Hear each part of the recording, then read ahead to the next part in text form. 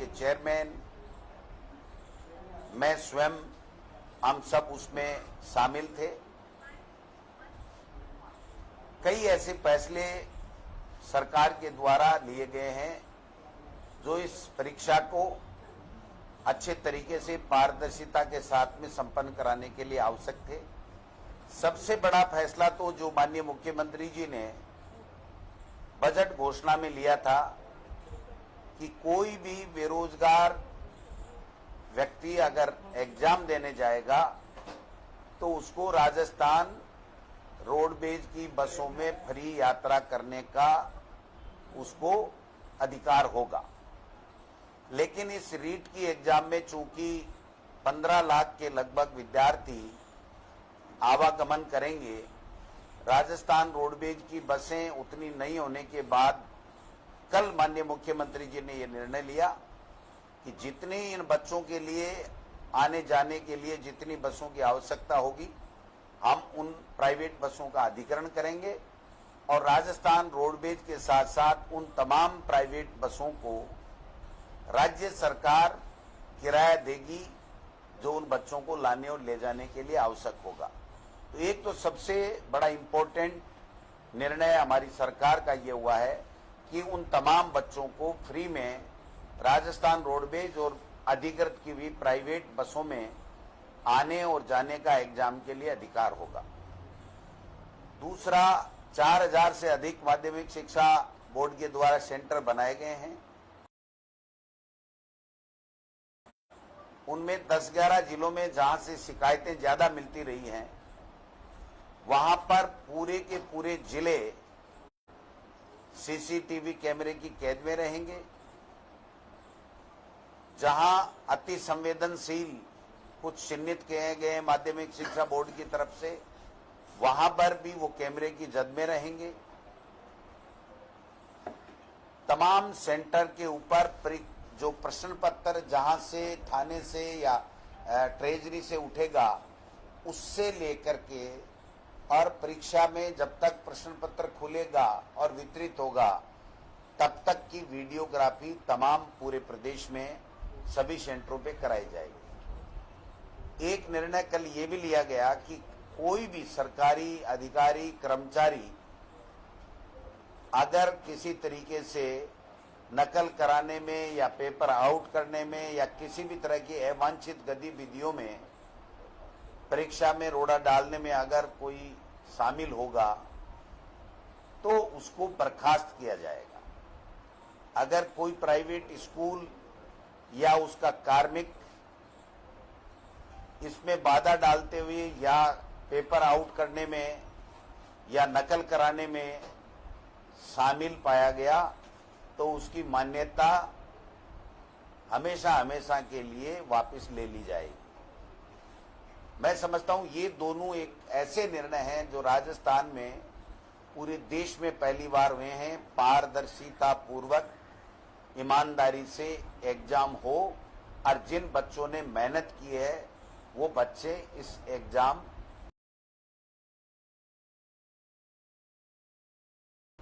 में बैठ करके अपनी जो भी उनमें कैपेसिटी है, जो भी तैयारी की है, उसको वो पूरा कर सके और अपना सिलेक्शन कराने के लिए जो भी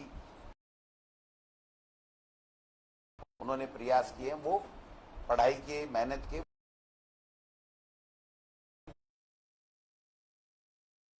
मास्क बाहर उतारना पड़ेगा, क्योंकि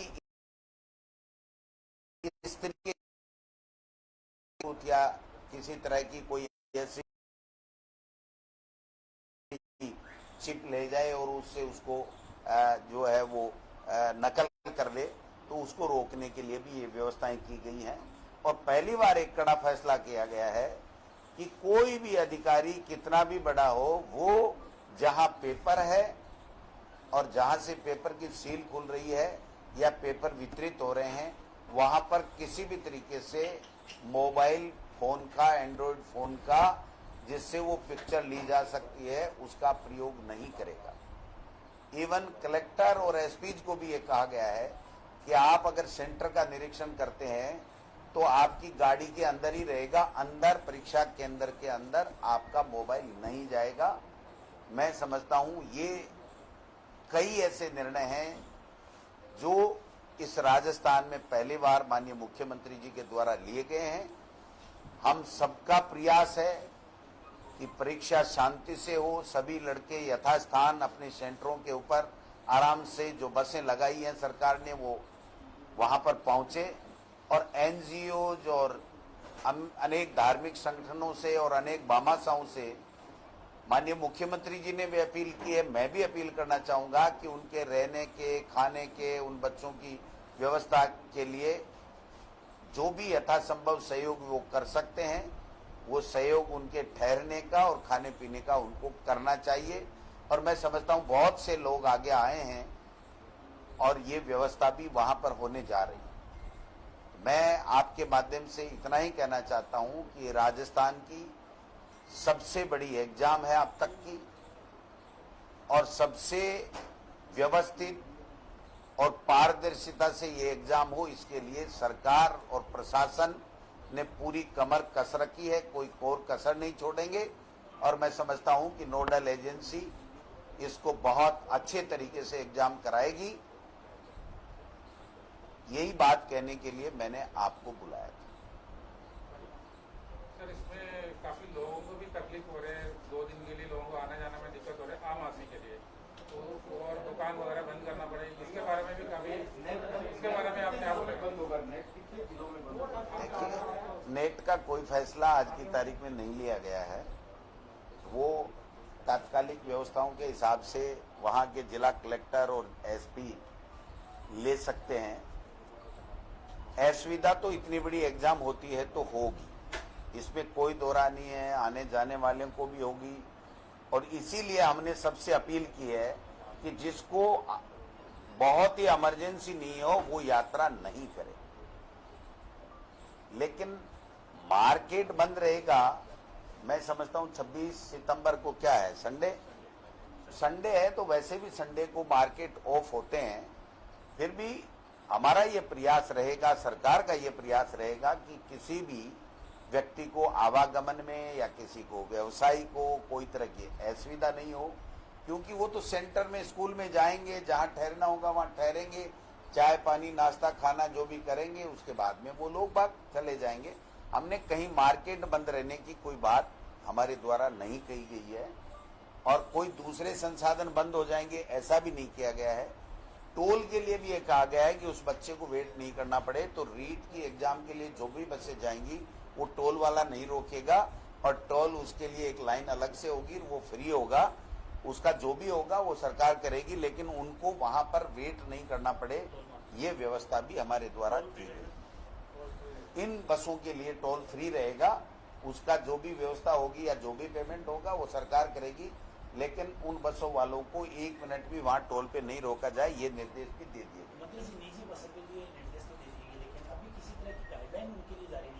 देखिए, जो किराया उनका किलोमीटर के हिसाब से चुनाव में और में बनता है, उस हिसाब से हम लोग पेमेंट देंगे।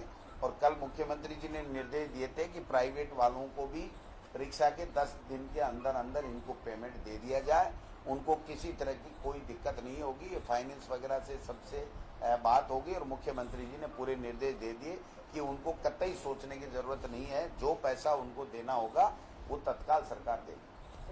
सर, ये एग्जाम परीक्षा है या सरकार के लिए खुद के लिए एक बड़ी परीक्षा है? निश्चित रूप से देखिए, 31,000 पदों की और 15,000 से ज्यादा बच्चे अगर जिस एग्जाम में बैठ रहे हैं, तो मैं समझता हूं कि बहुत बड़ी एग्जाम है। और हम सब के लिए ये खुशी की बात भी है कि इतने बच्चे एग्जाम दे करके 31,000 बच्चे नौकरी, सरकारी नौकरी लेंगे, तो हमारे सबके लिए खुशी की बात भी है। लेकिन किसी भी इतने बड़े काम करने के लिए आदमी को मेहनत ज्यादा करनी पड़ती है। सरकार को पूरी तरीके से मुस्तैद आप और हम सब मिलकर के सकारात्मक सोच के साथ में व्यवस्थाएं बनाएंगे और इस एग्जाम को सफल बनाएंगे। सर, ये एग्जाम 2 दिन में नहीं कर सकता था क्या? 2 दिन में नहीं तो फेस में नहीं कर सकता था क्या? एक साथ नहीं? आप एक किसी भी नौकरी के लिए 2 पेपर कैसे हो सकते हैं? तो एसआई वाला में तो किया था, एसआई वाला एग्जाम में डिजिटलाइजेशन की मांग होती है उसके बाद बिल्कुल बिल्कुल कई तरह की दिक्कतें। आज तो जो चीज है वो उस पर बात कीजिए कि हमें एग्जाम कैसे ठीक कराएं, ये आगे क्या व्यवस्था होगी, क्या प्रक्रिया होगी, क्या चेंजेज होगी, इसके बारे में आज हम कुछ भी नहीं कह सर सकते। ये आप कह रहे हैं कि अब तक की सबसे बड़ी परीक्षा है, कोई दावा करेंगे कहीं इंस्टीट्यूट में या कहीं ऐसे? नहीं, दावा की नहीं कह रहे हैं। मेरा कहने का मतलब सबको सहयोग करना, सारी व्यवस्थाएं चुस्त दुरुस्त हो, अच्छे तरीके से वो गंतव्य स्थान पे पहुंच जाए, समय पे अपने सेंटर में प्रवेश कर ले, पारदर्शिता के साथ में वो एग्जाम हो जाए, तो ये सारा सबका चैलेंज तो है ही। क्योंकि जब बड़ी परीक्षा है तो अब वो तो अलग बात है, रिकॉर्ड तो अब आप मीडिया वाले हैं, ढूंढ लीजिए कहाँ कितनी बड़ी हुई है, लेकिन इतने बच्चे एग्जाम देवें और इतनी बड़ी नौकरी एक साथ मिलने की एग्जाम हो तो निश्चित रूप से बड़ी एग्जाम है।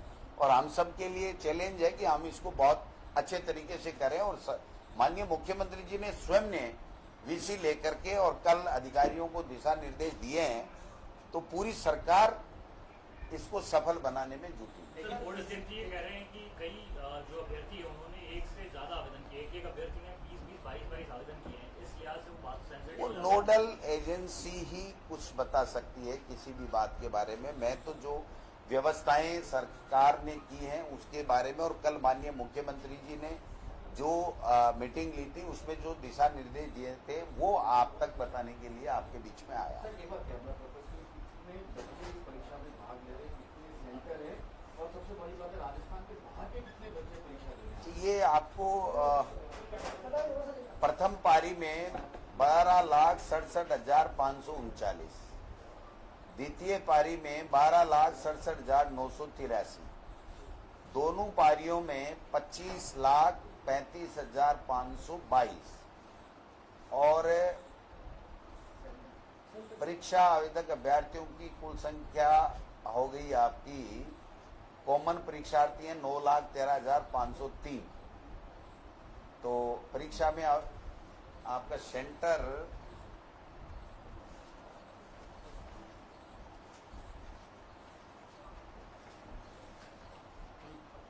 तीन 3,993 परीक्षा केंद्र है।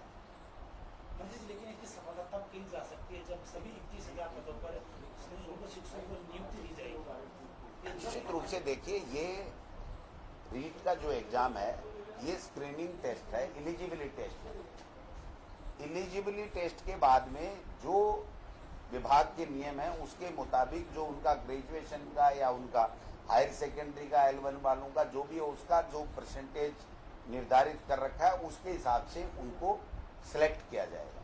ये एलिजिबिलिटी टेस्ट है, लेकिन इसके बाद में कोई एग्जाम नहीं होगा उनको नौकरी के लिए।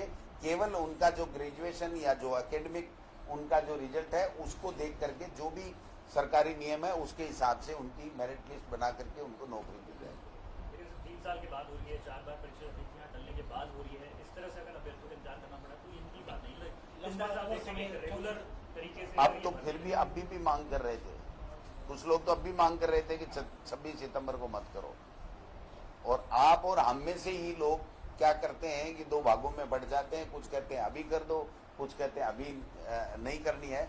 तो मैं तो आप सबसे आग्रह करूंगा कि 31,000 बच्चों को नौकरी लग रही है और बहुत अच्छे तरीके से सकारात्मक सोच के साथ में हम इनका जहां भी जिस रूप में भी सहयोग आने जाने में रहने में कर सकते हैं वो सहयोग करें, जिससे वो यथास्थान गंतव्य स्थान के ऊपर समय पे पहुंच सके और अपनी एग्जाम दे सके। एग्जाम के बाद में जो आगे की जो प्रक्रिया है वो कितनी तेजी से काम करेगी, कितनी जल्दी? वो नोडल एजेंसी के ऊपर है। नोडल एजेंसी माध्यमिक शिक्षा बोर्ड है, वो ही तय करता है कब रिजल्ट आना है, क्या आना है, जो भी उनका शेड्यूल है।